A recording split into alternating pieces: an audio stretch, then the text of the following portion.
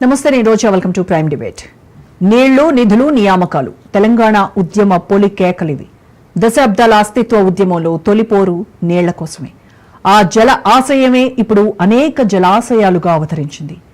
ఏటికి ఎదురేగి ప్రాజెక్టుల్ని సాకారం చేసుకుంటోంది నవ తెలంగాణ. సమైక్య పాలకుల హయాంలో గుండె నిండా తడి ఉన్న తెలంగాణ పొలం మడికి తడి చేరలేదు.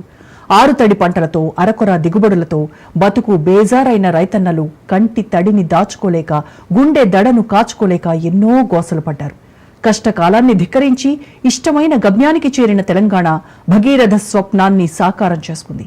కాళేశ్వరుడి జటాజూటం నుంచి దిగే గంగమ్మ ప్రాణహిత పొలాల్లోకి పరవళ్లు తొక్కుతోంది. కాళేశ్వరం ప్రాజెక్టుపై జస్టిస్ పిసి ఘోష్ కమిషన్ ఏం ప్రశ్నలు అడిగింది? తెలంగాణ తొలి సీఎం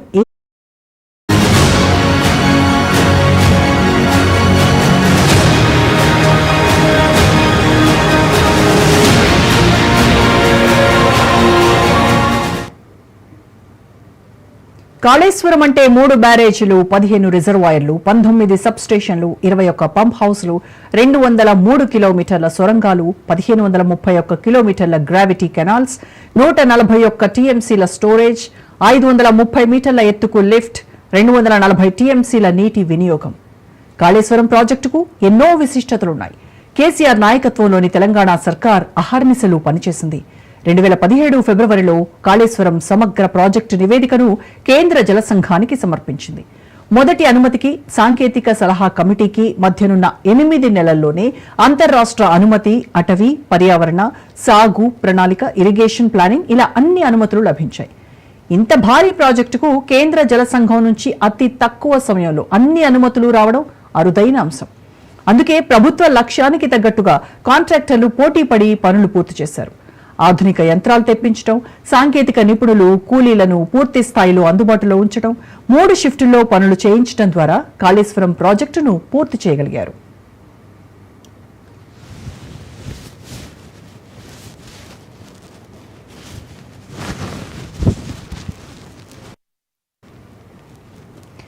నదీ ప్రవాహానికి అభిముఖంగా ఎదురొడ్డి నడిపించే మహా ఇంజనీరింగ్ అద్భుతమే కాళేశ్వరం ప్రాజెక్ట్. ఎత్తిపోతల పథకాల్లో ప్రపంచంలోనే అరుదైన ఘనత సాధించింది. భూమి మీద నిర్మాణాలను చూసినా, భూగర్భంలో అంతస్తుల లోతులో నిర్మించిన మహాబాహుబలి పంప్ హౌస్లను చూసినా, అనకొండల్లా నేల మాళిగల్లో కిలోమీటర్ల కొద్దీ సాగిపోయే సొరంగాలను చూసినా కళ్లు చెదరటం ఖాయం. మేడిగడ్డ వద్ద గోదారి ప్రాణధారను పొదివి పట్టుకుని అక్కడి నుంచి మెట్టు ఎక్కించుకుంటూ ఎక్కడికక్కడ వరుస బ్యారేజీలతో అడ్డుకట్టి మహాభారీ మోటార్లతో వడివడిగా మైళ్లు నడిపించుకుంటూ చివరాఖరికి ఏకంగా 500 మీటర్ల ఎత్తు వరకు తీసుకుపోయి తెలంగాణ నేల తల్లిని తడిపే ఓ సాహసోపేత స్వప్నమే కాళేశ్వరం ప్రాజెక్ట్. సాగునీటి ప్రాజెక్టుల చరిత్రలో ఇదో సరికొత్త అధ్యాయం.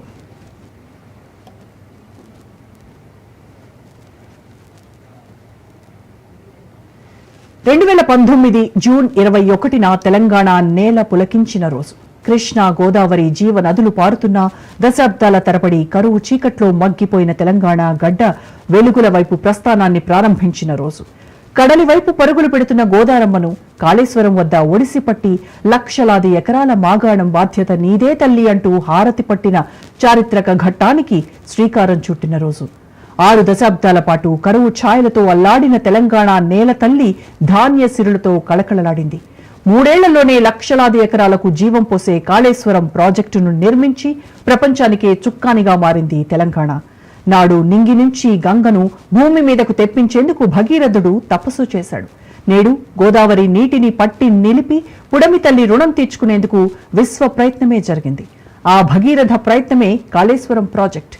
2025 జూన్ 11న బృహత్తర ప్రాజెక్టు నిర్మించిన తెలంగాణ తొలి ముఖ్యమంత్రి కేసీఆర్ ను జస్టిస్ పిసి ఘోష్ కమిషన్ ప్రశ్నల వర్షం కురిపించింది. కాళేశ్వరం ప్రాజెక్టుపై నెలకొన్న సందేహాలను నివృత్తి చేసే ప్రయత్నం చేసింది.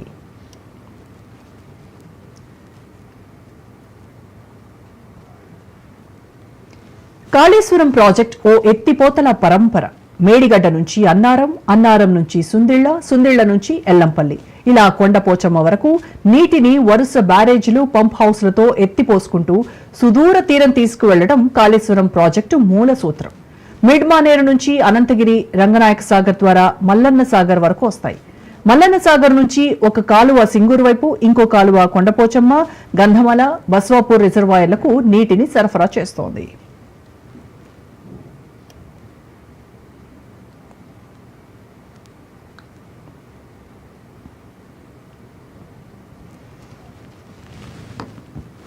కాళేశ్వరంపై కాంగ్రెస్ ప్రభుత్వం చేస్తున్న విమర్శలకు పిన్ టు పిన్ కౌంటర్ ఇచ్చింది గులాబీ దళం. ప్రాజెక్టు తెలంగాణకు జీవధార లాంటిదన్నారు బీఆర్ఎస్ నేతలు. కాళేశ్వరం అంటే మేడిగడ్డ ఒక్కటే కాదన్నారు. 2 పిల్లర్లు కుంగితే ప్రాజెక్టు మొత్తం కుంగినట్టు దుష్ప్రచారం చేస్తున్నారని మండిపడ్డారు.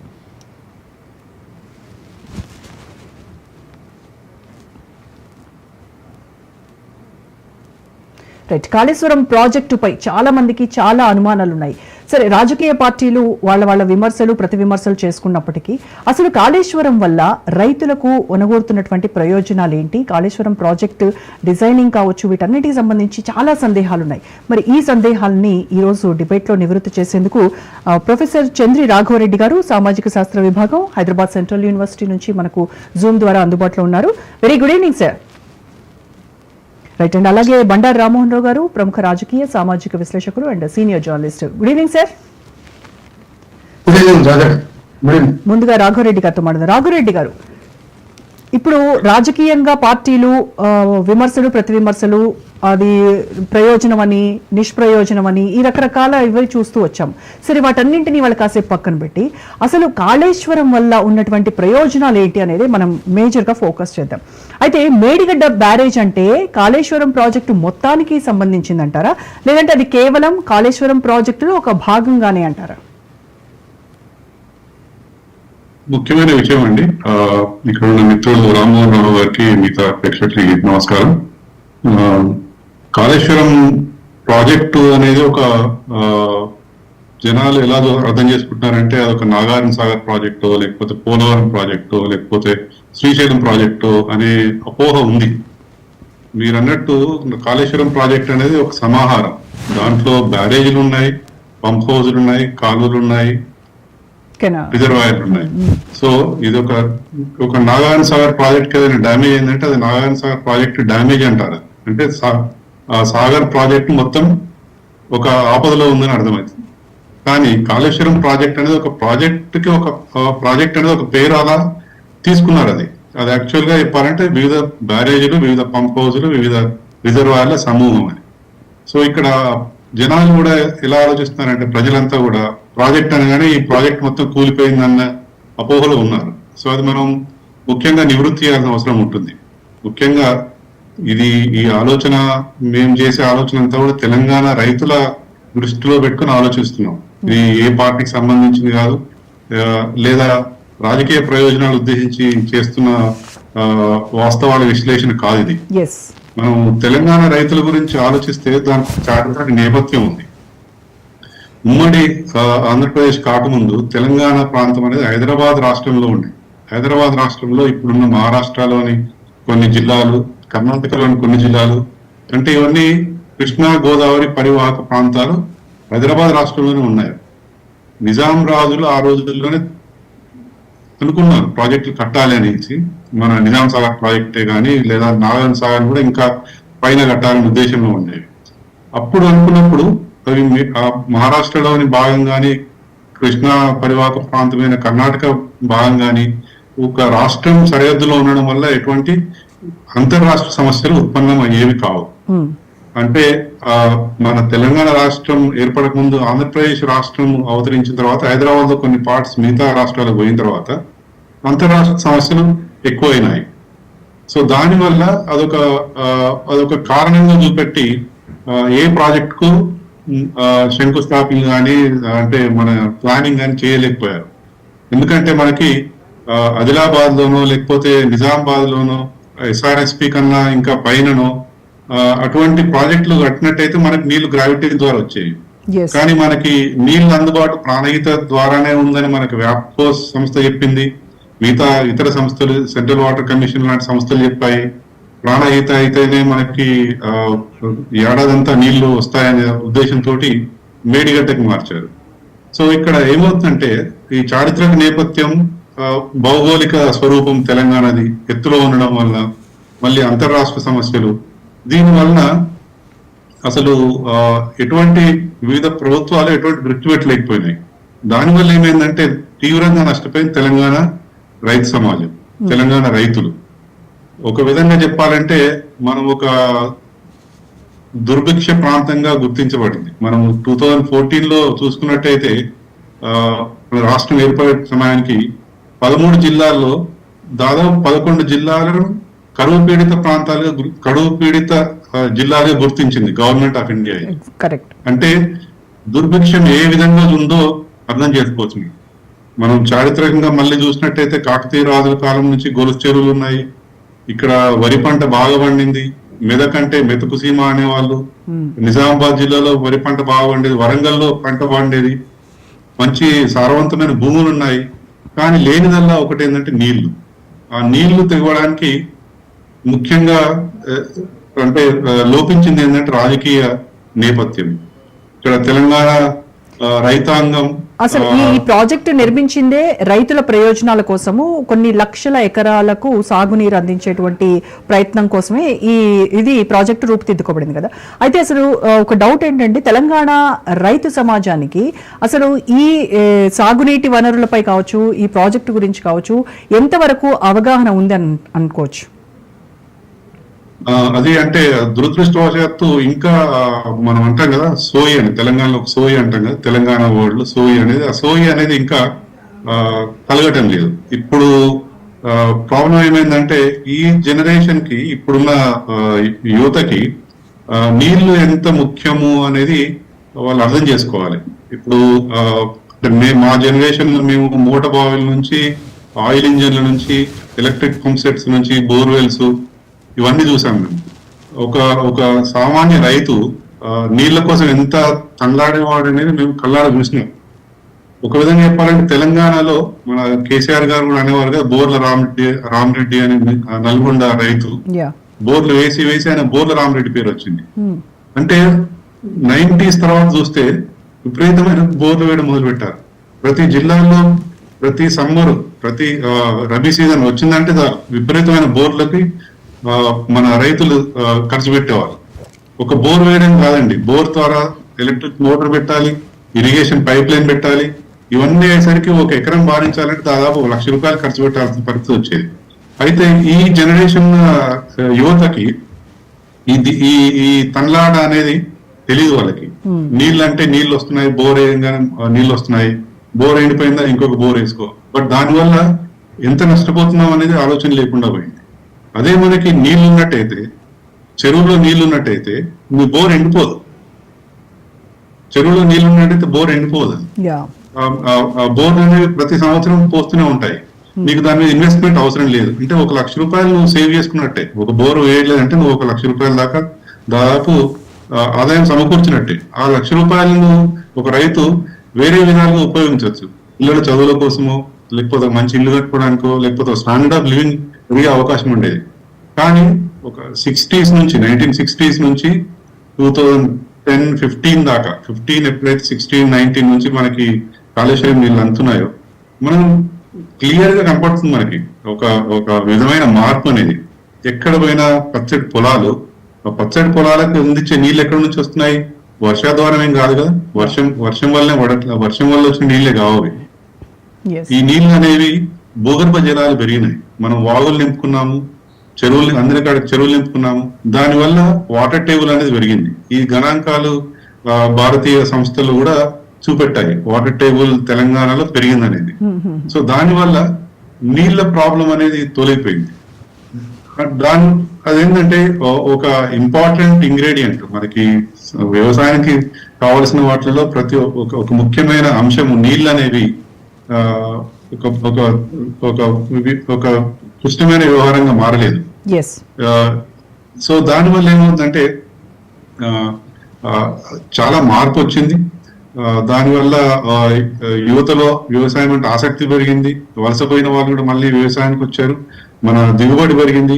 వరి ధాన్యం ఉత్పత్తిలో దేశంలోనే అగ్ర రాష్ట్రంగా మన గవర్నమెంట్ ఆఫ్ ఇండియా రికార్డ్స్ చెప్తున్నాయి.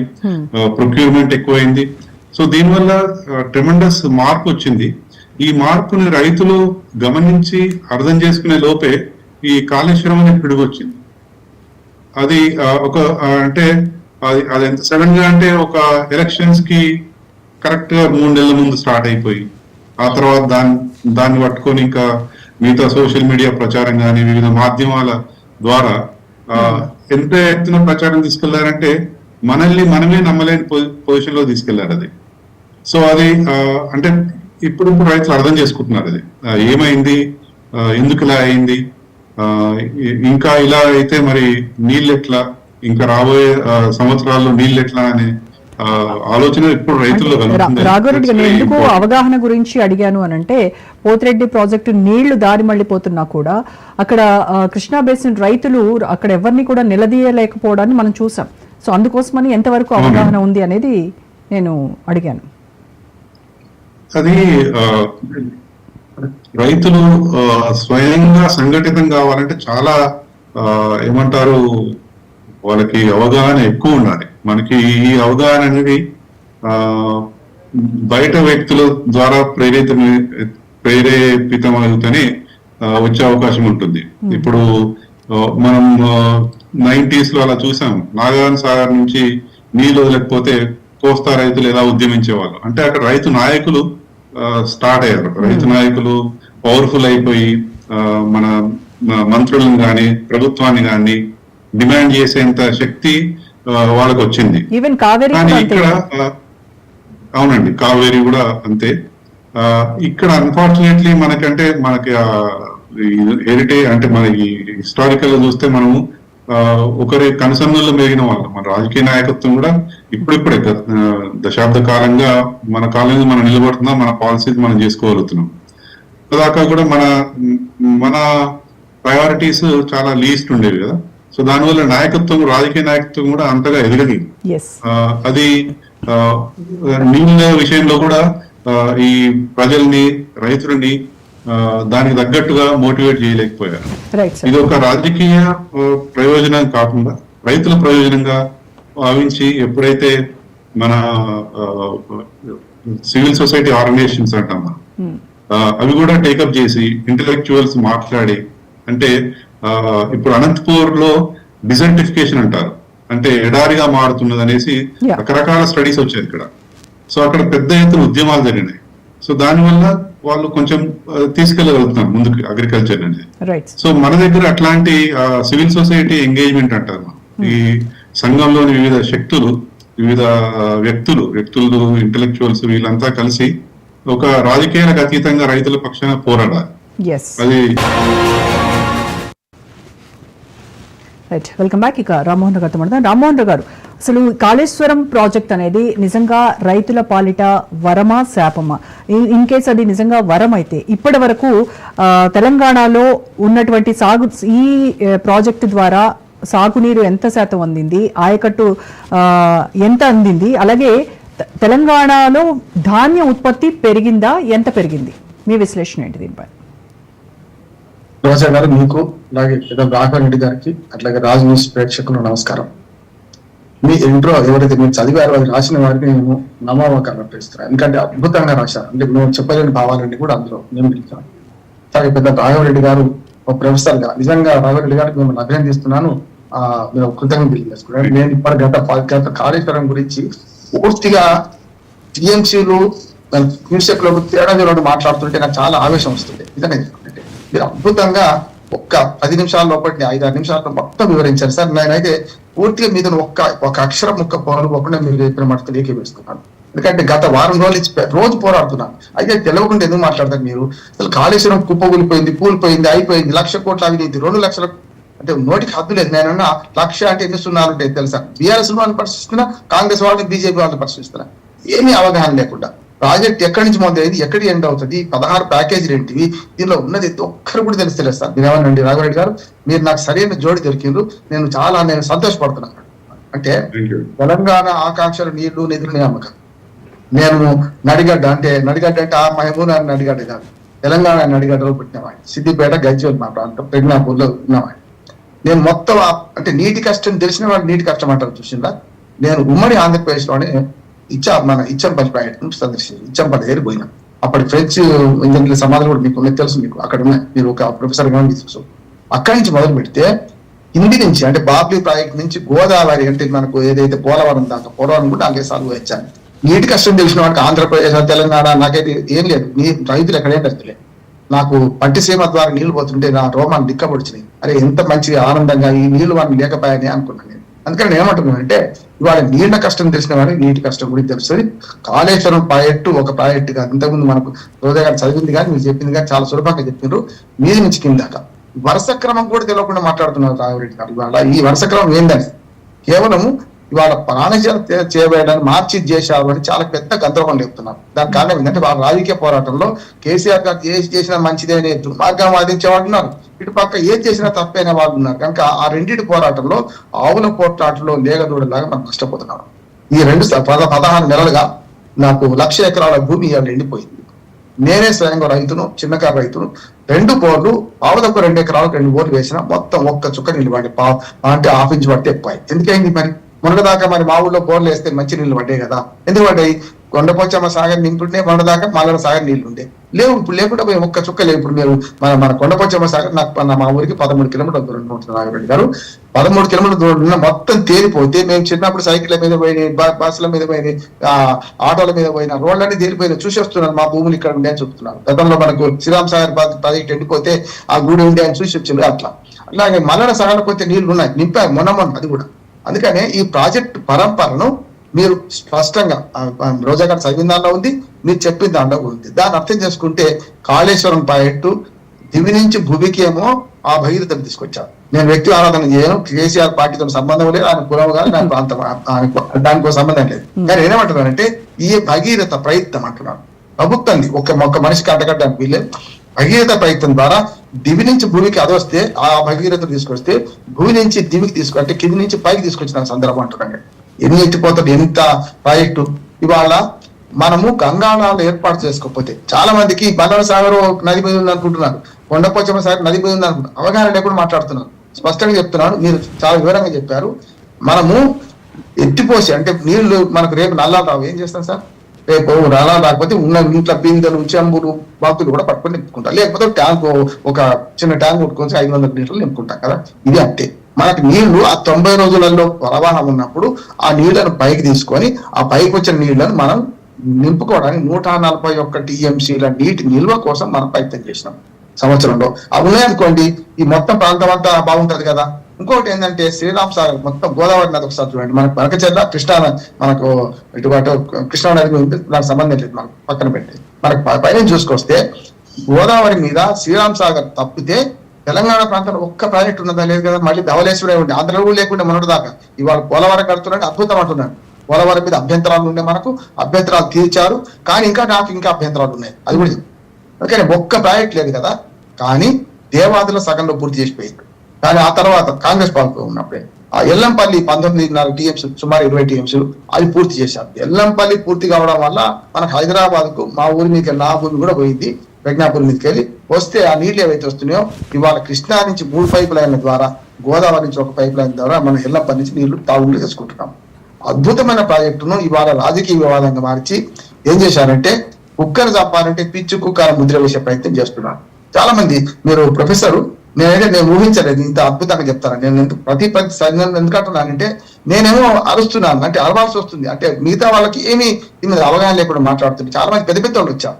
కానీ ఏమంటున్నానంటే కేసీఆర్ మీద కక్షతోనో, లేకుంటే ఆ ప్రభుత్వం మీద కక్షతోనో, లేకుంటే ఈ ప్రభుత్వం మీద ప్రేమతోనే మాట్లాడితే వన్ సైడ్ అవుతుంది అంటున్నాను. ప్రాజెక్టులు సరిగ్గా అర్థం చేసుకుంటే మొత్తం అంటే 3 బ్యారేజీలు కొత్తవి, గతంలో ప్రాణహీన చేయవల్ల ఎందుకు తీసేశారు అనే మాట కూడా వస్తుంది. కమిషన్ కూడా సరిగ్గా అవగాహన లేదంటున్నారు. లోకూరుగా మన పీసీ కోచ్ కమిషన్ గారు కూడా వాళ్ళు ఏం చేస్తున్నారు, నేను అడ్వకేట్ సార్, నేను లీడింగ్ క్వశ్చన్స్ చేస్తున్నారు. బిగ్ బాస్ ఎవరు, ఆయన ఎవరు అడిగేందుకు బిగ్ బాస్ గురించి ఆయన లేదు కదా. అట్లానే బేసిక్ క్వశ్చన్స్ కూడా ప్రభుత్వం దగ్గర రికార్డు ఉంటాయి కదా. ఎవరు అనుమతి ఇచ్చారు, ఎవరు దీనికి ప్రభుత్వం సార్, ప్రభుత్వం శాశ్వతం, ప్రభుత్వాలు శాశ్వతం, పార్టీలు శాశ్వతం కాదు. ఇవాళ కేసీఆర్ గారు 10 పరిపాలించవచ్చు, రేపు రేవంత్ రెడ్డి గారు 5 ఏళ్ళు ఉండొచ్చు, ఇంకొకరు రావచ్చు. కానీ ప్రభుత్వాలు శాశ్వతం కదా. శాశ్వతమైన ప్రభుత్వాలకు బాధ్యత ఉంటుందా? మీరు ఒకసారి చూడండి. మనం ఈ కాళేశ్వరం ప్రాజెక్ట్ అందుబాటులోకి వచ్చిన తర్వాత తెలంగాణ వ్యవసాయ ఉత్పత్తి పరిస్థితి ఏంటి? చాలా పెరిగినాం, చాలా పెరిగింది. నేను అనుభవించామని చెప్తున్నా. నేను చెప్పాను కదా, మా ఊళ్ళో బోర్లు ఇదివరకు 150-200 ఫీట్ చేస్తే కూడా 1100 ఫీట్ చేస్తే కూడా సరిగ్గా పడకపోయింది. ఇటువంటిది ఇప్పుడు 100-150 ఫీట్లకు పడ్డాయి. మళ్ళీ 2 ఏళ్ళ నుంచి కరువు వచ్చింది, నీళ్లు లేవు, నిప్పులు లేవు. నేను చెప్తాను, నా పొలంలో 2 బోర్లు వేసినా మొత్తం పోయింది, చూపెడతా. అందుకే నేనేమంటున్నానంటే ఖచ్చితంగా సాగునీరు పెరిగింది. అదొక అడ్డికే కాదు, కాళేశ్వరం ప్రాజెక్ట్ అంటే చాలా మందికి నేను చెప్పిన మేడిగడ్డ నుంచి కొండపోచమ్మ దాకా అనుకుంటున్నారు, లేకపోతే బస్వాపూర్ అంటున్నారు. నిన్న కాక మొన్న రేవంత్ రెడ్డి గారు శంకుస్థాపన చేసిన గంధమాల కూడా. ఇప్పుడు ఇంకోటి ఉన్నది, మనకు హైదరాబాద్ నీళ్లు తినడం కేశవాపూర్, అది మొదలు కాదు కానీ కేశవాపూర్ అని మనకు హైదరాబాద్ జవహర్ నగర్ పక్కన, అక్కడ కూడా భూమి సేకరించారు. ఆ చెత్త డంప్ యార్డ్ ఉంది కదా, దాని దగ్గరనే. అది అయితే హైదరాబాద్ కు 20 టీఎంసీలు పరిశ్రమలకు, 10 టీఎంసీలు మన తాగునీరుకి తెచ్చుకునే అవకాశం ఉంది. ఇది లాస్ట్ పాయింట్. ఇది అంటే సుమారు 100 మీటర్ల ఎత్తులో నిర్మించిన ఆ ప్రాజెక్ట్ లో ఏదైతే 100 మీటర్ల సముద్ర మట్టానికి నిర్మించిన మేడిగడ్డ నుంచి మొదలుకొని మేడిగడ్డ, కన్నేపల్లి పంప్ హౌస్, కాళేశ్వరం దగ్గరని, ఆ తర్వాత అన్నారము, తర్వాత సుందీర్డ, ఆ తర్వాత చక్కగా పోతే మనకు ఎల్లంపల్లి ప్రాజెక్టు. ఎల్లంపల్లి గత ప్రభుత్వం నిర్మించవచ్చు. ఎల్లంపల్లి నుంచి మిడ్మార్ నుంచి ఎత్తిపోసి 2 మార్గాలు, ఎల్లంపల్లి నుంచి డైరెక్ట్ గా మనకు అనంత సాగర్ తీసుకొచ్చుకోవచ్చు, ఇప్పుడు మిడ్మార్ నుంచి కూడా వరదకాల ద్వారా అనంత సాగర్ తీసుకోవచ్చు. తర్వాత రంగనాయక సాగర్ కొత్తగా నిర్మించిందే కదా, తర్వాత మల్లన సాగర్ 50 టీఎంసీ కొత్తగా నిర్మించిందే కదా. భూపాలటం చేస్తే నేను అడ్వకేట్ గా కేసులు చేసిన వాడిని. ఆ తర్వాత కొండపట్టుకున్నాం. ఈ అన్ని కూడా ఈ ప్రాజెక్టులన్నిటికి సమాహారమే కాళేశ్వరము. ఈ కాళేశ్వరము మునిగిపోయింది. మొత్తం 1,00,000 కోట్ల అవినీతి అంటే ఖర్చు అయింది 89,500 కోట్ల రూపాయలు. బట్టి విక్రమార్క గారు అసెంబ్లీ సాక్షిగా స్పష్టంగా చెప్పిండు. 89,000 కోట్ల, 1,00,000 కోట్ల అవినీతి చేస్తారు ఎవడన్నా? సమస్య ఏంటంటే చెప్తున్నా కదా, రాజకీయంగా పోరాటం చేసుకుంటూ వాళ్ళు పోరాటం చేసుకుంటూ ప్రజల వల్ల మట్టి కొడుతున్నారు. అంతిమంగా నేను ఏమంటున్నానంటే కాళేశ్వరం ప్రాజెక్ట్ లో మొత్తం 3 అంశాలు ఉన్నాయి. ఒకటి పీసీ ఘోష్ కమిషన్ ఇప్పుడు ఎంక్వైరీ నిర్వహిస్తుంది. కేవలం కమిషన్ ఆఫ్ ఎంక్వైరీ అంటే దానిలో ఏముంటదంటే టర్మ్స్ ఆఫ్ రెఫరెన్సెస్ ఇస్తారు. టర్మ్స్ ఆఫ్ రెఫరెన్సెస్ దాటిపోతే కమిషన్ కూడా మొన్నటిదాకా నరసింహారెడ్డి గారి కమిషన్ ఎట్లయింది, ఇది కూడా అయితే. రెండోది ఏంటంటే విజిలెన్స్ కమిషన్ ఒక రిపోర్ట్ ఇచ్చింది. ఒక 2 నిమిషాలు టైం అయినా విజిలెన్స్ కమిషన్ ఒక రిపోర్ట్ ఇచ్చింది. మన 38 మంది ఇరిగేషన్ శాఖ అధికారులను సస్పెండ్ చేయడము, శాఖాపరమైన చర్యలు తీసుకోవడము, రికవరీ చేయడం వాణించిన అమౌంట్ అంటే వాళ్ళు చేసిన తప్పిదాల వల్ల కొన్ని పనులు జరిగినాయని స్పష్టమైన రిపోర్ట్ ఇచ్చింది. దాన్ని విస్తృతి చేసుకుంటూ ఇప్పుడు మా కొండపోచమ్మ, మల్లన సాగర్ ఆ పైప్ లైన్ మధ్యన కూడా జరిగిన నష్టాన్ని ఏం జరిగిందో మళ్ళీ విజిలెన్స్ కమిషన్ పరిధిని విస్తరించి ఇప్పుడు దీనికి కూడా మళ్ళీ కొత్తగా ఆర్డర్ వచ్చేసి నెంబర్ 1. రెండోది NDSC. బీజేపీ నాయకులు ఒక కేంద్ర మంత్రి NDSA అని అనలేకపోతున్నాడు. కేంద్ర మంత్రి ఆయన, నేను పేరు చెప్పండి, మీరు మొన్న ఈ మధ్య ఏం మాట్లాడుతున్నాడు? నేషనల్ డ్యామ్ సేఫ్టీ అథారిటీ ఏదైతుందో ఆ అథారిటీ ఏదైతుందో అది మొన్ననే రిపోర్ట్ ఇచ్చింది. ఏమని ఇచ్చిందంటే మేడిగడ్డ కుంగుబాటుకు సాంకేతిక కారణాలు, బొగ్గు నిక్షేపాల కింద అది బాక్స్ సిస్టమ్ లో కట్టిండ్రు. ఇసుక అది చాలా టెక్నికల్ ఏరియా. నేను కొంచెం టెక్నికల్ గా ధర్మారావు గారు ఇంజనీర్ ఉంటే ఆయన తీసుకొని తిరిగిన 4 సార్లు మొత్తం ఈ ప్రాజెక్ట్ ను అంటే పాయింట్ టు పాయింట్ మేడిగడ్డ నుంచి మా కొండపోచమ్మ వరకు బస్వాపూర్ దాకా కూటర్ల ఎదిరినామని. నేను ఏమంటున్నానంటే NDSC రిపోర్ట్ వచ్చింది కదా, దాన్ని ఎందుకు పాటిస్తలేదు ఈ గవర్నమెంట్? NDSC రిపోర్ట్ లో దాన్ని బాగు చేసుకోవచ్చు. ఇంకోటి 85 పిల్లర్లు ఉన్న ఏదైతే మేడిగడ్డ బ్యారేజ్ అది ఒక మాట ఎప్పటికీ చెప్తుంటాను నేను, ఒక హాస్యపూరితంగా, బ్యారేజ్ కి ఎక్కువ, డ్యామ్ కు తక్కువ. ఇంతకుముందు రాఘవరెడ్డి గారు చాలా చక్కగా చెప్పిండు. ఒక నాగార్జున సాగర్, శ్రీశైలమో, శ్రీరామ్ సాగర్ కాదు ఇది, బాకరడంగంలో కాదు ఇది. ప్రాజెక్ట్ ఒక్క దగ్గర ఉన్నప్పుడు అది వేరు. ఉదాహరణకు శ్రీశైలం ప్రాజెక్ట్ కింద పెద్ద బొక్క పడ్డది, అది దాన్ని బాగు చేయడానికి పెద్ద కమిషన్ వేసి ఉండి వాళ్ళందరూ చూస్తున్నారు, రోజు చూస్తున్నారు, అది ఎట్లా నింపాలో చూస్తున్నారు. పైనుంచి నీళ్లు పడుతుంటే కింద ఒక గొయ్యిలా పడేది, దాన్ని ఎట్లా పుడుద్దామని ఆలోచన చేస్తున్నాడు. ఇవి అట్లా కాదు. 16.5 టీఎంసీలేమో 17 టీఎంసీలు దగ్గరగా మేడిగడ్డ, తర్వాత 10 టీఎంసీలేమో మన్నారం, తర్వాత 9.5 టీఎంసీలు, 10-11 టీఎంసీల మధ్యనేమో సుంజిల్లా. ఇవి గోదావరి మీద 2 బ్యారేజీలు ప్రాణహిత కలిసిన పాట కింద ఒక్క మాట. ఇప్పుడు ఏమైతుందంటే వీటి మేడిగడ్డ కుంగుబాటు అనే దానికి చూసుకుంటే ఈ 2 ఏళ్లుగా 18 నెలలుగా ఈ ప్రభుత్వం ఏం చేస్తుంది, తప్పేం చేస్తుందంటే ఎత్తిపోసే అవకాశం ఉండి కూడా చేయలేదు. గతంలో మనకు బీఆర్ఎస్ ప్రభుత్వం చేసింది ఏంటంటే వాళ్ళు అవసరం లేనప్పుడు ఎత్తిపోసిండు, మళ్ళీ కిందికి ఇచ్చిండు. 140 టీఎంసీలు ఎత్తిపోతే దాదాపు 110 టీఎంసీలు మళ్ళీ కిందికి పోయింది. ఎందుకంటే వర్షాలు బాగా పడేవారు కన్నా కడెం ప్రాజెక్ట్ నిండింది, కొట్టుకుపోతా అనుకున్నారు. పైనుంచి వచ్చే నీళ్ళు ఎక్కువ, ఎల్లంపల్లి నిండిన తర్వాత ఖచ్చితంగా కిందికి ఇవ్వాల్సిందే కదా, అది అప్పుడు తప్పుదని. ఇప్పుడు కరువు ఉండదు కదా. ఈ ప్రభుత్వాన్ని నాకు విజ్ఞప్తి ఏంటంటే రైతులు ఇప్పటికే పొలాలు ఎండిపోయినారు. మీ పంచాయతీలో ఆవులావులు కొట్లాడుకొని లేక దూడల కాలు విరగొట్టకండి. మీరు చేయాల్సిన పని ఏంటంటే NDSA రిపోర్ట్ పాటించండి. ఇప్పుడు ఆ ప్రాజెక్టు ఆ పిల్లలను కుంగిన పిల్లలు రెండింటి బాగు చేయడానికి అవకాశాలు చాలా ఉన్నాయి. అది 1 year పడుతుండొచ్చు. ఈ లోపు మట్టి కట్ట పరిష్కారం చెప్తున్నాం. మట్టి కట్ట నిర్మించి ఇవాళ కన్నేపల్లి పంప్ హౌస్ నుంచి రోజుకు కనీసం 1-2 టీఎంసీలు ఎత్తిపోయొచ్చు. మనకు ఎల్లంపల్లి ఎండిపోయింది. ఎల్లంపల్లిలో 3 టీఎంసీలు 20 టీఎంసీలు ఉండాలి. వర్షాలు వస్తే నమ్మకం లేదు ఎప్పుడైనా. దాన్ని నింపండి, ఇప్పుడు మళ్ళీ కార్పొరేట్ నీళ్ళు ఇవ్వండి. మిషన్ కాకతీయ, మిషన్ భగీరథ, ఈ కాళేశ్వరం అద్భుతమైన వరాలు తెలంగాణ సమాజానికి, రైతానికి అద్భుతమైన వరాలు. మహబూబ్నగర్ జిల్లాలో కూడా బలసభ్యులు మళ్ళీ ఎన్నికలు రావడం కూడా ఈ కాళేశ్వరం కార్పొరేషన్ల కింద కృష్ణా జలాలను మళ్లించేది కూడా ఉంది. కాళేశ్వరం కార్పొరేషన్ అంటే ఓన్లీ ఉత్తర తెలంగాణకు సంబంధం కాదు, ఈ 2 ఉన్నాయి. కనుక నేనేమంటా, ఈ ప్రభుత్వాన్ని వాళ్ళని బదనాం చేయడం కోసము మీరు రైతులను బలిపెట్టకండి, మీ రాజకీయ పోరాటంలో మమ్మల్ని బలిపెట్టకండి. ఇది పునరుద్ధరించండి, నీళ్లు ఇవ్వండి, చెరువులు నింపండి, పంటలు పండించండి. ఓకే రాఘవరెడ్డి గారు, ఈ ప్రాజెక్ట్ డిజైన్ గురించి కూడా బీజేపీ కాంగ్రెస్ లు పెద్ద ఎత్తున విమర్శలు చేపడుతున్నాయి. అసలు ముఖ్యమంత్రిగా కేసీఆరే కాళేశ్వరం ప్రాజెక్టు డిజైన్ మార్చారా? అసలు ప్రాజెక్ట్ లో రీడిజైన్ చేయాల్సినటువంటి అవసరం ఏమొచ్చిందంటారు? ఇది చాలా ముఖ్యమైన ప్రశ్న అండి. ప్రాజెక్ట్ డిజైన్ అనగానే ఒక మూస పద్ధతిలో ఆలోచిస్తున్నారు రాజకీయ నాయకులు కానీ, ఇంజనీరింగ్ నిపుణులు కానీ, మిగతా పాలసీ మేకర్స్ కానీ, లేకపోతే విశ్లేషకులు కానీ. మనకి ఒక నాగార్జున సాగర్ ప్రాజెక్ట్ అంటే ఒక డ్యామ్ పెద్ద ఎత్తున కట్టేసి నదీ ప్రవాహాన్ని ఆపి స్టోర్ చేసుకుని అది వాడడం. శ్రీశైలం ప్రాజెక్టు అంటే దీనివల్ల మనకి చాలా ఇబ్బందులు ఎదురైనాయి. పర్యావరణ ఇబ్బందులు కానీ, లేకపోతే రిలీఫ్ అండ్ రిహాబిలిటేషన్ కానీ చాలా, అంటే ఇప్పుడు అవేర్నెస్ ఎక్కువైంది కాబట్టి ఎన్జిటి లాంటి ట్రిబ్యునల్స్ చాలా సెన్సిటివ్ ఇష్యూ అయిపోయింది. మోర్ ఓవర్ అట్లాంటి ప్రాజెక్ట్స్ అదొక డిజైన్ ఉంది. ఆ డిజైన్ మనం తెలంగాణలో అప్లై చేసి కట్టినట్టయితే, మనకి ఆ ప్రాణహిత గోదావరి కలిసే చోట కట్టినట్టయితే ఎన్ని వేల ఎకరాల్లో ముంపు వచ్చేది, ఎన్ని వేల ఎకరాల్లో అటవీ ప్రాంతం మునిగిపోయేది, ఎన్ని వందల గ్రామాలు రిహాబిలిటేట్ అవ్వాల్సి వచ్చేది. అంటే ఆ ప్రాజెక్టు నమూనా అనేది మనకి సూటబుల్ కాదు అది. ఎందుకంటే దానివల్ల చాలా ఇబ్బందులు ఎదురై ఆ ప్రాజెక్ట్ అనేది ఒక రాజకీయ నాయకులకు కానీ, లేకపోతే ఎలక్షన్స్ లో ఒక కల్పతరు లాంటిది. ఒక 15 ఏళ్ళు ఇట్లా దాని పేరు చెప్పుకొని మనం చూస్తున్నాము. కాలయాపన చేసే వాళ్ళు ప్రతి ఎలక్షన్ లో అదొక అజెండా అయ్యేది. కానీ అల్టిమేట్ గా నష్టపోయేది రైతులే. రైతులు అది ఒక జనరేషన్, ఒక తరం కూడా చూడకపోయేవాళ్ళు. దానివల్లనే ఇవన్నీ ఇబ్బందులు దృష్టిలో పెట్టుకొని ఇది ఒక అద్భుతమైన వినూత్నమైన ఆలోచన, ఇన్నోవేటివ్ డిజైన్ అంట. ఈ ఫెడరల్ అని ఇరిగేషన్ ప్రాజెక్ట్స్ కి ఇన్నోవేషన్ అవార్డ్స్ ఇచ్చేది ఉంటే అది ఈ ప్రాజెక్ట్ కి ఇవ్వాల్సి ఉంటుంది. It's an innovative design. అంటే దీనివల్ల ఏమవుతుందంటే మనం పర్యావరణం ఎక్కడ హాని చేయట్లేదు, ముంపు ఎక్కడా కనుకోవట్లేదు, పునరావాసం కల్పించడానికి అవకాశం లేదు. మనం ఒక నదినే రిజర్వాయర్ లాగా మారుస్తున్నాం, నది పొడవునా నీళ్లు నింపుకుంటున్నాం. దాంతో అక్కడక్కడ ఎక్కడైతే లిఫ్ట్ చేయాలో అక్కడ పంప్ చేస్తున్నాం. దాని ద్వారా మనం ఒక మల్లన్న సాగర్ అనే ప్రాజెక్టు ఒక రిజర్వాయర్ కట్టేసి దాంట్లో నీళ్లు నింపుకుంటున్నాం. అంటే ఎత్తైన ప్రదేశం తీసుకుపోతున్నాం. ఇక్కడెక్కడా కూడా మనం పర్యావరణం దెబ్బతినివ్వలేదు, ముంపు నుంచి కాపాడుకున్నాము. ఇతర అనుమతులు అన్ని వచ్చినాయి మనకి.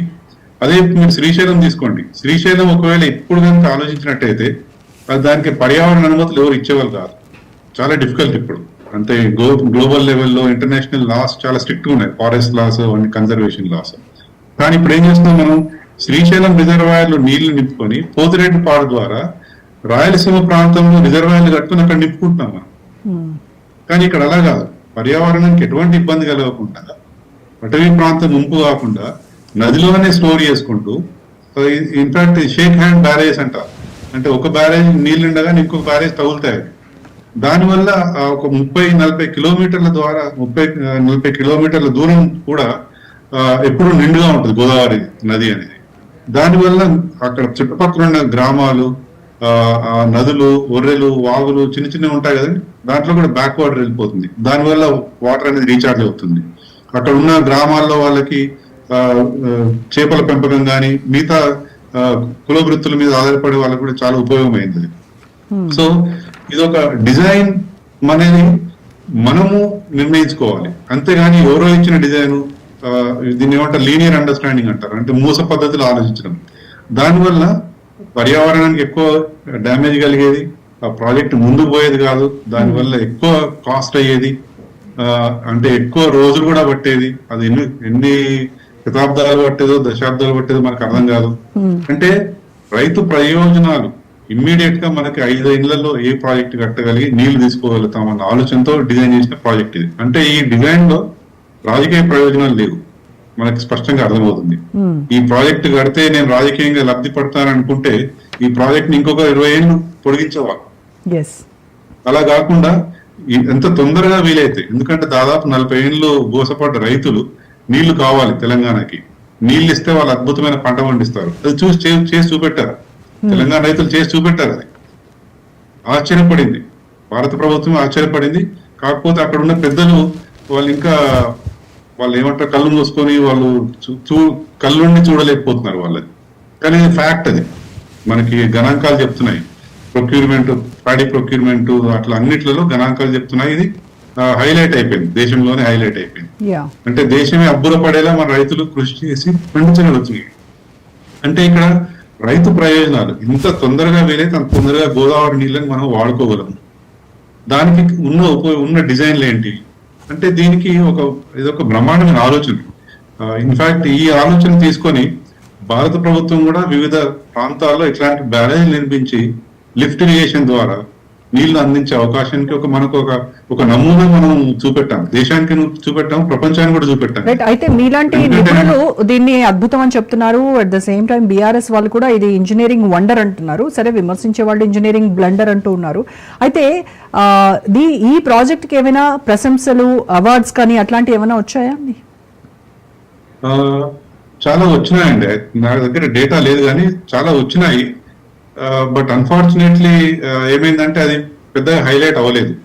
ఎందుకంటే తెలంగాణలో ఉన్న మీడియా మన చేతిలో లేదు, వాళ్ళ ప్రయోజనాలు వాళ్ళవి. వాళ్ళు ఎప్పుడు తెలంగాణని తక్కువ చేసి చూపెట్టడము, తెలంగాణ ప్రయోజనాల కోసం పోరాడుతున్నటువంటి పార్టీలను తక్కువ చేయడంలోనే మునిగిపోయినాయి. కానీ ఇంత పెద్ద ఎత్తున మనకి పిల్లల ముందు కనపడుతుందండి. ఎవరి ప్రశంసలు మనకు అవసరం లేదు.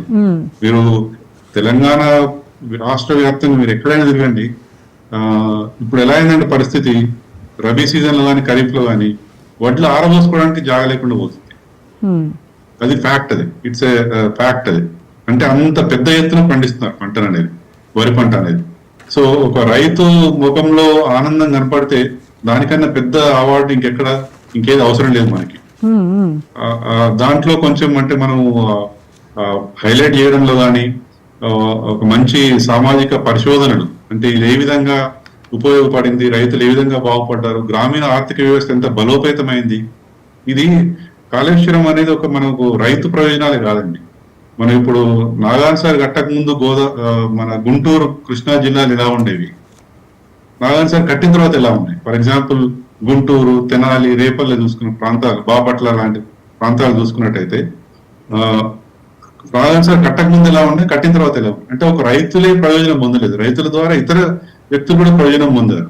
దాని ద్వారా టౌన్లు డెవలప్ అయినాయి, టౌన్ ఎకానమీ డెవలప్ అయింది, పర్చేసింగ్ పవర్ పెరిగింది, వాళ్ళ స్టాండర్డ్ ఆఫ్ లివింగ్ పెరిగింది.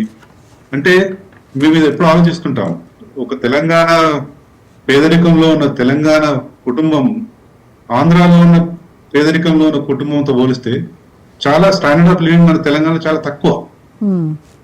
అది ఇట్స్ అ ఫ్యాక్ట్. అది అంటే మనం ఎప్పుడు ఈ విధంగా అనలైజ్ చేయలేదు. కానీ పావర్టీలో కూడా వేరియేషన్స్ ఉంటాయి, దారిద్ర్యంలో కూడా వేరియేషన్స్ ఉంటాయి. సో ఇక్కడ ఉన్న వాళ్ళు చాలా దుర్భరమైన పరిస్థితి అది. సో ఈ రైతు ఒక్కడే ప్రయోజనం కాకుండా రైతు ద్వారా రూరల్ ఎకానమీ, అంటే విలేజ్ ఎకానమీ, గ్రామీణ ఆర్థిక వ్యవస్థ బలోపేతమైంది. దాని ద్వారా పట్టణ ఆర్థిక వ్యవస్థ బలోపేతమైంది. పట్టణం అంటే ఈ చిన్న చిన్న నగరాలు, చిన్న చిన్న పట్టణాలు ఉంటాయి కదా, వాటిలో చాలా యాక్టివిటీ పెరిగింది. ఒకప్పుడు నిశ్శబ్దంగా ఉండే పట్టణాలన్నీ కూడా చాలా యాక్టివిటీ అయిపోయింది. దాంట్లో యాక్టివిటీ తగ్గింది ఎక్కడంటే ఓన్లీ బోర్డులు రిపేర్ చేసే షాపులు మాత్రమే. మీరు ఒక డేటా తీసుకున్నట్టయితే ఫర్టిలైజర్ కన్సంప్షన్ ఎంత పెరిగింది, అదొక ఇండికేటర్. ఫర్టిలైజర్ షాప్స్ ఎన్ని వచ్చాయి కొత్తగా. అట్లాగే కన్స్ట్రక్షన్ ఇండస్ట్రీ, స్టీల్ కన్సంప్షన్ ఎంత పెరిగింది, సిమెంట్ కన్సంప్షన్ ఎంత పెరిగింది, లేబర్ డేస్ అన్ని పెరిగినాయి. ఇవన్నీ చూసుకున్నట్టయితే ఒక తెలంగాణ గ్రామీణ ఆర్థిక వ్యవస్థ ముఖ చిత్రం కంప్లీట్ గా మారిపోయింది. ఇదే మనకి పెద్ద అవార్డు అనుకోవాలి మనం. ఓకే, ఇప్పుడు మరి ఇదే దీనిలో ఆరోపణలు, అవినీతి ఆరోపణలు మాత్రం ఆ, ఆ, చాలా వరకు మనం విన్నాం. అంటే మొత్తం ఫస్ట్ ఎస్టిమేటెడ్ ఇచ్చినటువంటి వాల్యూ ఎంత, అది 45,000 కోట్లు అయితే అది చివరికి వచ్చేసరికి దాదాపుగా 1,50,000 కోట్లకు పైగానే అయింది. దీంట్లో 1,00,000 కోట్ల అవినీతికి ఇది కేవలం బీఆర్ఎస్ కి ఏటీఎం గా మారింది కాళేశ్వరం ప్రాజెక్ట్ అని కూడా చాలా విమర్శలు వచ్చాయి. అయితే ఎందుకు ఎస్టిమేటెడ్ వాల్యూకి ఇచ్చినటువంటి దానికి అక్కడ ఖర్చు అయిన దానికి అసలు ఎక్కడ పొంతన లేకుండా ఉన్నది ఆ ఫిగర్స్ చూస్తే, ఎందుకంటారు మరి? ఇప్పుడు మనం ప్రాణహిత చేవెళ్ళ ఒరిజినల్ ఎస్టిమేట్ చూసుకున్నట్టయితే అవి దాదాపు 17,000 కోట్లే ఉన్నాయండి.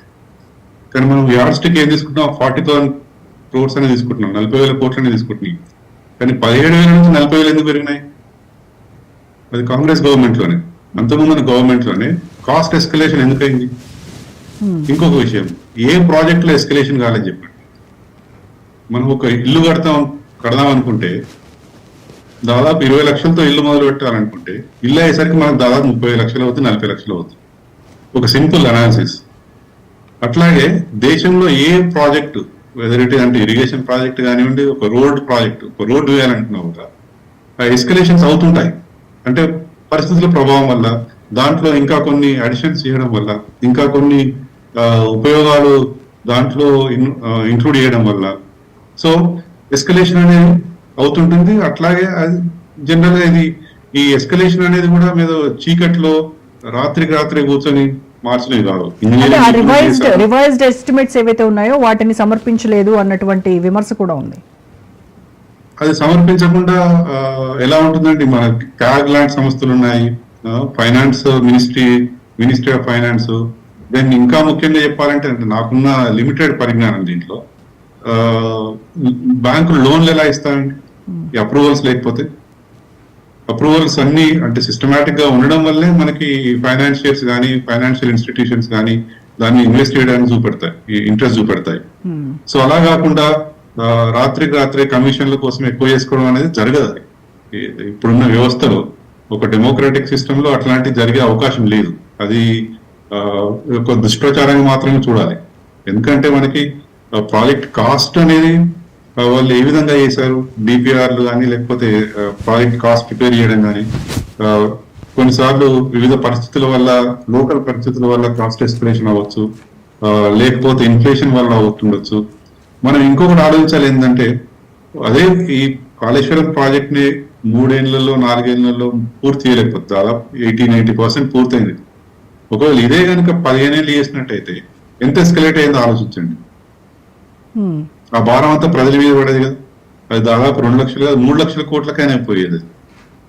ఇదే ప్రాజెక్టు ఈ టర్మ్ లోనే కంప్లీట్ చేయనట్టయితే, ఇంకొక 2-3 టర్మ్లు, 2-3 ఎలక్షన్ దాకా ఆపినట్టయితే ఎంత ఎస్టిమేట్ పెరిగేది. దీని మీద ఆర్థిక రంగ నిపుణులు చెప్పాలి. ప్రతి ప్రాజెక్టు పెరిగినాయండి. నారాయణ సాగర్ ప్రాజెక్టు స్టార్ట్ అయినప్పుడు ఎలా ఉండింది, ఆ తర్వాత ఎంత అయింది, ఇది మనకు వాస్తవాలు దొరుకుతాయి. శ్రీశైలం ప్రాజెక్ట్ కానివ్వండి, ఎనీ ప్రాజెక్ట్, పోలవరం ప్రాజెక్ట్ కానివ్వండి, ప్రాజెక్ట్ ఎస్కలేషన్, కాస్ట్ ఎస్కలేషన్ అనేది వ్యవస్థలు ఉన్నాయి. దాన్ని చూసుకోవడానికి వాళ్ళు ఏమీ తప్పుపట్టలేదు. తప్పుపట్టకుండానే వీళ్ళు చేసినంత దుష్ప్రచారంగా భావించాల్సి వస్తుంది. రైట్. అయితే ఇప్పుడు ఈ కుంగినటువంటి పిల్లర్స్ కి రిపేర్ చేసి ఆ నీటిని మళ్ళీ రైతు ప్రయోజనాల కోసము, సాగునీటి కోసము ఉపయోగించాలి కదా. ఎందుకని మరి ప్రభుత్వం తాత్సారం చేస్తోంది ఈ విషయంలో అనుకోవాలి? అంటే ఇక్కడ 2 కోణాలు ఉన్నాయండి. రాజకీయ కోణం ఒకటి, రైతుల కోణం ఒకటి. రాజకీయ ప్రయోజనాలు ముఖ్యమా, రైతు ప్రయోజనాలు ముఖ్యమా? ఇప్పుడు రైతు ప్రయోజనాలు ముఖ్యం అనుకునే పార్టీ ఒకవేళ పార్టీ పవర్లోకి రాగానే ఒక 6 months లో ఈ పని చేయించేది. ఇప్పుడు ఎన్డీఎస్ఏ ఏజెన్సీని తప్పు పట్టట్లేదు, కానీ ఎన్డీఎస్ఏ అక్కడ పెద్ద శబ్దం రాగానే కుంగిపోయిందని చెప్పేసి హడావిడిగా ఫ్లైట్లలో వచ్చేసి 2 రోజుల్లో రిపోర్ట్ సబ్మిట్ చేసి కింది దిగకుండానే తర్వాత ఎంపీ ఎలక్షన్స్ దాకా మళ్ళీ ఇంకొక రిపోర్ట్ ఇచ్చి, మళ్ళీ ఇంకో రిపోర్టు బీఆర్ఎస్ రజతోత్సవ సభకు ముందు రిపోర్ట్ ఇచ్చేసి, అంటే దాదాపు 10-12-15 నెలలు ఆపినారంటే దాన్ని ఏ విధంగా చూడాలి మనం? అంటే ఎవరి రాజకీయ ప్రయోజనాల కోసం ఈ గవర్నమెంట్ ఆఫ్ ఇండియా, భారత ప్రభుత్వ సంస్థలు పనిచేస్తున్నాయి అంటే వీటికి రైతు ప్రయోజనాలు పట్టవా? రైతుల గురించి ఆలోచన లేదా? ఈ సీజన్ లో నీళ్లు రాకపోతే ఇప్పుడు రైతు ఎలా ఉంటుందంటే అండి, ఒక సీజన్ అయిపోయిందంటే రైతుకు లాస్ అయ్యేది. ఒక ఎకరం వేయలేకపోయినా అంటే రైతు దాదాపు 15,000 నష్టపోయినట్టు, మోరోవర్ ఎంప్లాయ్మెంట్ పోయినట్టు. అంటే ఈ ప్రయోజనాలు రైతుల దృష్టితో ఆలోచించే ప్రభుత్వాలు అయితే ఇమ్మీడియట్ గా చేసేవి. ఇప్పుడు ఇందాక రామ్మోహన్ రావు చెప్పినట్టు మీరు డైవర్ట్ చేసి 2-3 పిల్లలు రిపేర్లు పెట్టేసి వేరే బ్యారేజ్ లాంటిది కట్టేసి మట్టి కట్ట లాంటిది కట్టేసి అయినా పంపు చేసుకునే అవకాశం ఉండేది. కానీ ఇది చేయలేదంటే ఏదో సాధించాలని చూస్తున్నారు. ఇక్కడ కాళేశ్వరం మీద వాళ్ళకి ఇంట్రెస్ట్ లేదు, మేడిగడ్డ పునరుద్ధరించాలనే దానివల్ల రైతులకు ప్రయోజనం చేకూర్చాలనే ఉద్దేశం ఉన్నట్టు కనిపించట్లేదు మనకైతే.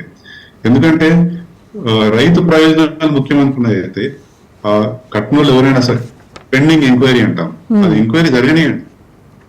ఎంక్వైరీ ఒక పక్కన జరుగుతుంటది, వివిధ వ్యవస్థలు సంస్థలు ఉన్నాయి, అవి చేసుకుంటాయి. కానీ ఈలోపు రైతుల గురించి ఆలోచించే ప్రభుత్వం అయితే మనం రైతులకు ఏ విధంగా నీళ్లు అందించాలి, గత ప్రభుత్వంలో అందించినట్టు మనం ఎట్లా నీళ్లు అందించాలి, దాని మీద దృష్టి పెట్టేవాళ్ళు. దానికి ఎన్డీఎస్ఏ లాంటి సంస్థలు కూడా వాళ్ళు తొందరగా చేసేవాళ్ళు, మీరు ఇవ్వండి రిపోర్ట్ ఇవ్వండి మేము చేసుకుంటాం. ఎందుకంటే మనం ఒక ముఖ్యమైన విషయం, ఎల్ఎన్టీ సంస్థ కూడా ఆ శబ్దం రాగానే, ఆ పేరు సంభవించిన రాగానే వాళ్ళు కూడా ముందుకొచ్చారు, మేము రిపేర్ చేసిస్తామని చెప్పేసి. కానీ ఇది ఎవరికి పట్టించుకోకుండా, అంటే టార్గెట్ ఎక్కడో ఉందండి, అది వాళ్ళు టార్గెట్ వేరే ఉంది. అంటే దీనివల్ల అంతిమంగా నష్టపోయేది రైతులే కదా. రైతులేనండి, డెఫినెట్ గా రైతులు ఆలోచించకపోయినట్టయితే ఇంకొక 20 ఏళ్ళు వెనక్కి పోతారు తెలంగాణ రైతులు. ఇప్పుడిప్పుడే కోరుకుంటున్నారు.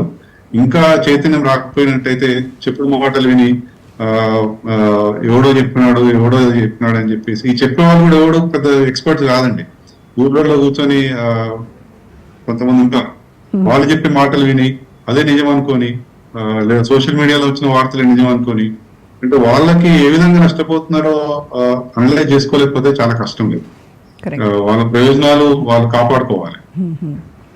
రైట్. రామ్మోహన్ గారు, ఇప్పుడు కాళేశ్వరం ప్రాజెక్టుకు సంబంధించి పర్మిషన్స్ అనేవి అన్ని విభాగాల నుంచి తీసుకున్నామని అప్పటి ప్రభుత్వం చెప్పింది.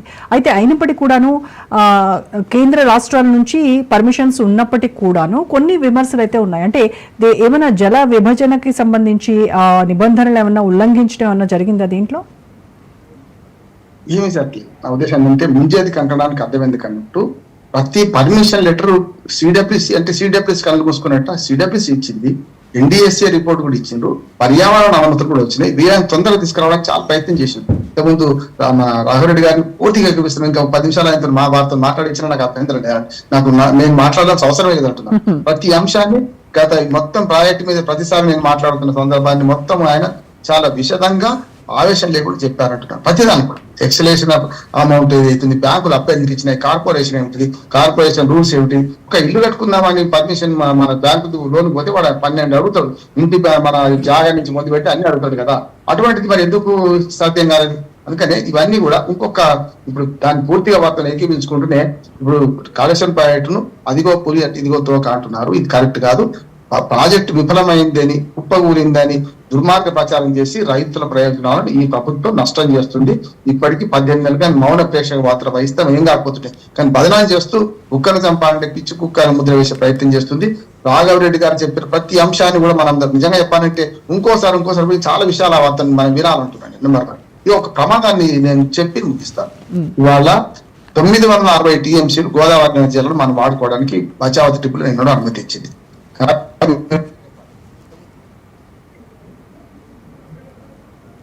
మనకు బ్రిజేష్ కుమార్ ట్రిబ్యునల్ తీర్పు వచ్చినప్పుడు 2012లో నేను ప్రభుత్వం తరఫున అన్ని పార్టీల లాగా మేము కూడా ఏం చేసినాం, లోక్సత్తా నుంచి నేను రామారావు గారిని, వైడి రామారావు కాకినాడ, మేము ఇద్దరం తెలంగాణ నుంచి ఒకరు, ఆంధ్ర నుంచి ఒకరు, నేను తెలంగాణ నుంచి ప్రతినిధి వచ్చిపోయిస్తాం. విభజనకు ముందు ఈ బ్రిజేష్ కుమార్ ట్రిబ్యునల్ ఎందుకు పెట్టారు, ఎందుకు తీర్పు అమలు చేయకండి, 4వ రాష్ట్రంగా మేము వస్తున్నాం, ఆ 3 రాష్ట్రాల మధ్య పంపిణీ లేదు అని చెప్పేది మన్మోహన్ సింగ్ గారు మౌనమని అనుకున్నాం. కానీ ఆయన ఆపిండు. ఇప్పటిదాకా ఆ తీర్పు ఆగే ఉన్నది వాటికి కూడా. అందుకని ఏమంటున్నానంటే అదే కృష్ణానది కేసు అన్నది ఇక్కడికి చెప్తున్నా 960 టీఎంసీల నీళ్లు మనం వాడుకోవాల్సి ఉన్నది. బనకచెర్ల అనే ప్రమాదం మరొక్కసారి పొంచి ఉన్నది మనకు.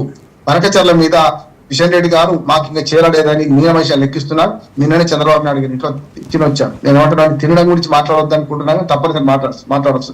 ఇంకా జగన్మోహన్ రెడ్డి గారు కేసీఆర్ ఇట్లా తిన్నాడు కదా అనే మాట వస్తుంది కనుక ఈ తినడం తప్పు కాదు. ఎవరింట్లో వాళ్ళు పోయినా రాష్ట్రాల మధ్య విభజన లేదు, ప్రజల మధ్య శత్రుత్వం లేదు.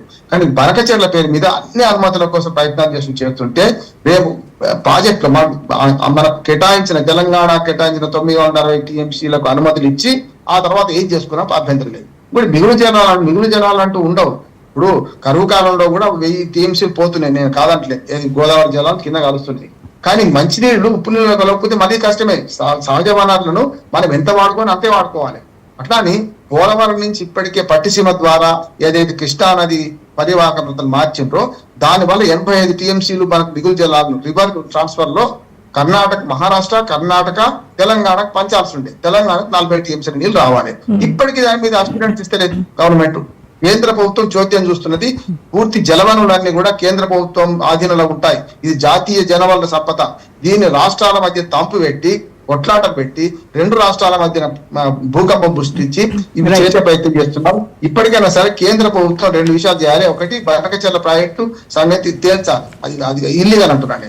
ఒకవేళ 960 TMCలకు అనుమతులు ఇచ్చుంటే దేవాదాలు పూర్తి చేసుకోవచ్చు, సీతారామం చేసుకోవచ్చు.